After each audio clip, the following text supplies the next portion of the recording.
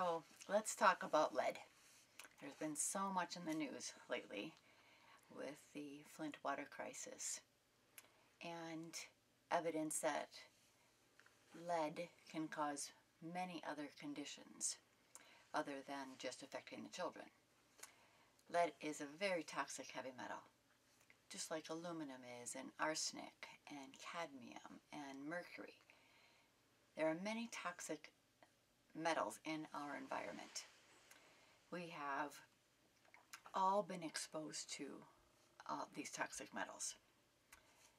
If you are over 50, for example, you've breathed leaded gasoline fumes. All of that lead that was in the gasoline fume went into the atmosphere and then rained down on our soils. So the soils are contaminated in general. And it's true, there are leaded pipes in many of the inner cities in Michigan and around the country. So we're all exposed to these heavy metals. I'm going to show you a toxic chart, a test that I did on one of my patients. This is a 24-year-old who lives in a suburb of Detroit. Aluminum levels are very high. The lead, the cadmium, nickel, there are many toxins that I can pull out of people who live in Michigan and from around the country. And it's different. It does vary according to where you live. But this test is a test of what is coming out of you when I give you a very special medication. This medication is called EDTA. There are a couple of different forms of EDTA. One is given more slowly, one is given over a shorter amount of time. But EDTA is I call it kind of a cool amino acid. It's a synthetic amino acid. And when we put it in you, it has to be given IV. But as an IV, we put it in with other minerals like magnesium or sodium or calcium. And those minerals are bound very loosely to the medication, to the amino acid. So as this medicine goes through your body, it kind of acts like a magnet.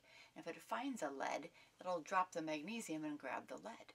If it finds an aluminum, it'll drop the calcium and grab the aluminum. It's this selective magnet that grabs toxins. It's extremely safe.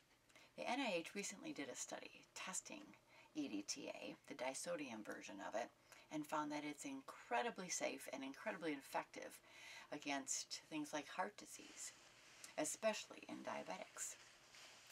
So EDTA can safely be given as a remover of lead. That's what it was FDA approved for many, many years ago. So if we look at the toxins in our environment, like I said, everyone's exposed to them. From young children, as we're growing up, they start accumulating. And that's what makes a toxin so toxic. A toxin like lead will compete with another mineral for the same spot in your cell. But because these other minerals stick tighter, they become more toxic. And the mineral that is displaced used to have a healthy function in that cell. The heavy metal that's in that cell makes the cell harder and non-functional. And it can increase your risk of hypertension. Lead is known to increase the risk of osteoporosis. Tremors are associated with lead and cadmium and possibly aluminum. There are so many toxic effects of these toxic minerals and metals that we can blame many diseases on them. So when the NIH did this study and proved that EDTA is safe for heart disease and especially for diabetics, it also proved that it was effective. And the difference in what I'm showing you in these tests like this is not like a blood test for heavy metals or for lead. Many years ago, there was a study in the American Journal of Pediatrics, and they found that children who were exposed to lead often didn't have high blood levels of lead. That the only way you could tell if they had high reserves or lead stored in their body was to give them a provoking agent, which is like EDTA, that when it went through your body, if it found lead, it would bind it, and then you would excrete it. Well, this medicine makes most of that excretion come right through your kidneys.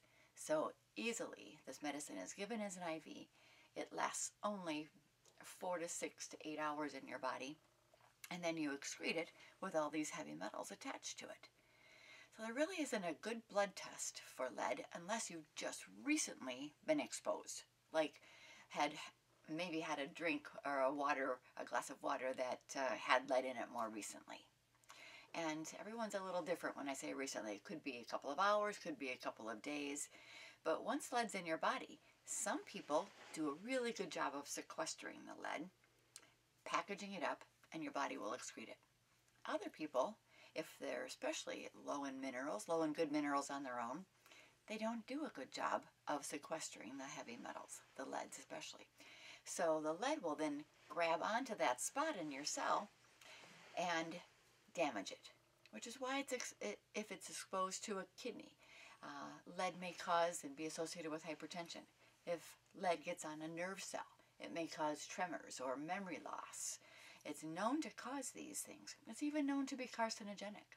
It's officially labeled as carcinogenic. So we don't want these heavy metals in our body.